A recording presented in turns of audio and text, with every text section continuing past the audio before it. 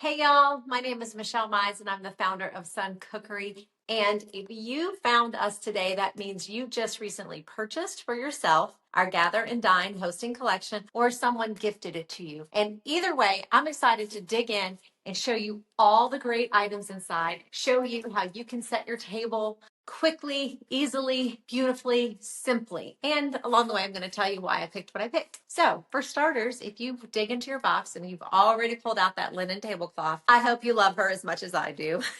100% linen. It's a great color. It can be ironed and crisp and for a formal table, or it can be wrinkly and casually thrown onto your tabletop. But it's a great way to start the palette of setting your table. Now, if you have a gorgeous table and you want to show off the wood table, great. Then you'll just stick with your placemats and move on. But maybe you're having a more elevated feeling that night, so you want to create layers. A tablecloth will do that right away. It's like the foundation. It's like the fresh palette for everything that you're going to build on top. So for whatever your style is, it can come in handy. And if you don't like using it as a full tablecloth, then you can also twist it. And I use it down the middle sometimes as a runner. And then if you go like this all the way down to create this really pretty twist like that, and then place it down the middle of your table, you can place flowers in between those little folds and creases, or just place little candles. There's just so many fun things you can do. So don't disregard it if you are not a tablecloth person. There are other ways to use it. And one more tip on the tablecloth. If you fold it, it's a rectangular tablecloth. If you fold it into a square, you can also use that over a round table. It'll create 4 points as it's draping over your round table. You could put it on your round ottoman in your living room if you're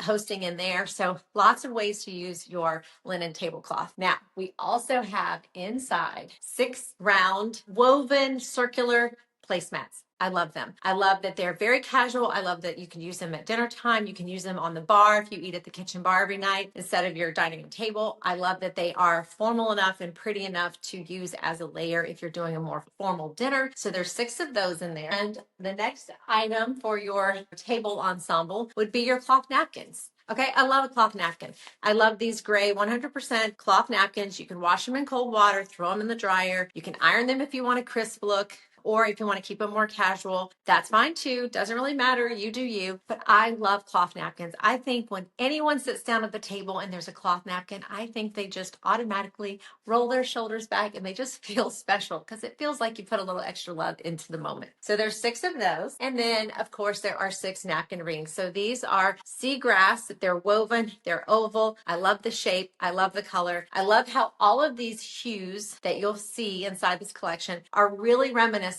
of the colors of the coastal Carolinas, the beaches, the wood, the driftwoods that float up on the ocean, the sand, the seashells. That's really what this box was about when I was putting it together, just how those colors feel and how calming they are. And when you're building a tabletop or you're having a gathering, sometimes it's not about all the pizzazz. It's just about comfort and warmth and love and welcoming. And so you can use all these items the way that you want. Back to the napkin rings. I love this oval shape. You'll see here on the table how nicely they will just sit up straight when you put a folded napkin in there and run them through. They will sit up straight like that. And I love because it looks like a bow tie sometimes. Or you can just do the typical easy roll it, take your cloth napkins. You know how to do that. And you take the center point like that and you just run them through your napkin rings. Really simple, really pretty, and put them at each table setting. So you have 6 of those napkin rings. And one more tip on the napkin ring is, or actually 2 more, if you set them on the table like that,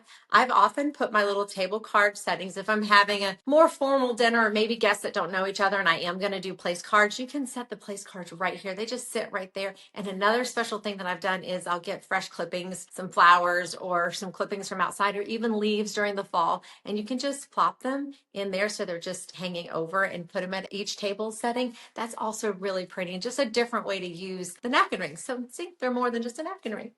These glass vessels, we need to talk about these. These were my favorites. When I found these, this was almost the finishing touch to this particular collection because it so reminds me of the different shades of the ocean. And it also reminds me of sea glass that you can find when you're out walking along the sand. And so they are made of 100% recycled glass. I think that's so cool. They're made in Spain and they're super heavy. I've dropped them a couple times and they have never broken. And also, by the way, they are 4 ounces. So here's the thing. When I saw them, I was like, what a great wine glass. Because it reminded me of a trip I took in Spain, and we were at a small cafe and they served us wine in these really tiny small vessels. And they're really not tiny because it's 4 ounces. So instead of a big bulbous wine glass, you could serve water out of here. You can serve your wine out of here. But of course, you can put a beautiful candle in there. Please, no scented candles. But you can put a candle in there. You can also put flowers in there, fresh herbs. I use these in my office. I have my colored pens organized. So they're really functional around the house for any place, anywhere, anytime. But as part of this collection, I think they're great to put them in clumps, little bunches of threes. Always use odd numbers, and then build your own bouquet in here in the threes, and then you'll have 2 sets of those bouquets on your table. So 2 floral arrangements. And when you bunch them together and you put your flowers in, it looks like one grouping. Or you can just spread them straight down the table in a line with candles or just small greenery, whatever you like. So they're just really versatile and you're going to love them. Okay, the cookbook. I put a cookbook in there. And listen, I know some people just are not foodies and some of you are. And regardless of where you fall on the cooking spectrum, I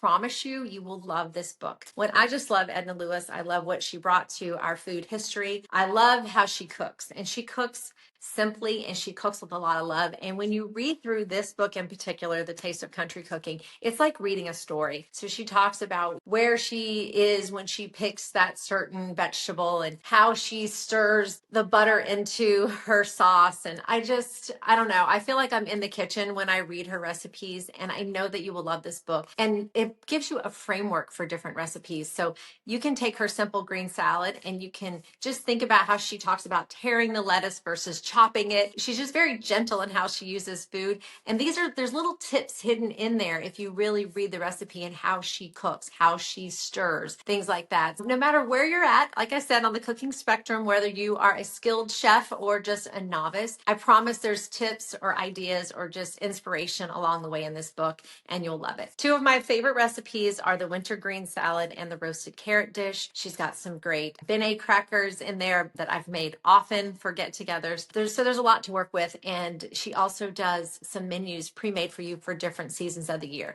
So depending on where you are in the country, you might have your winter meal already planned out for you, or your summer meal, and you can go to the farmer's market and get exactly what you need to create these meals. So you're going to love this cookbook, I promise. Our final piece, which is inside the smaller box, is our little piece of lagniappe. And lagniappe is a term I learned when I lived in Louisiana when I was younger. It's a Cajun French term, and it's pronounced lagniappe, but it's spelled Lagniappe, and it means a little something extra. So I remember the first time I heard someone say this, I was at a crawfish boil in my neighborhood, my family, some other families, and the guy who was doing the crawfish boil, and he was pouring beer in, and the corn was going in, and the onion, all the stuff was going in, and then he had his Ziploc bag of spices in his pocket.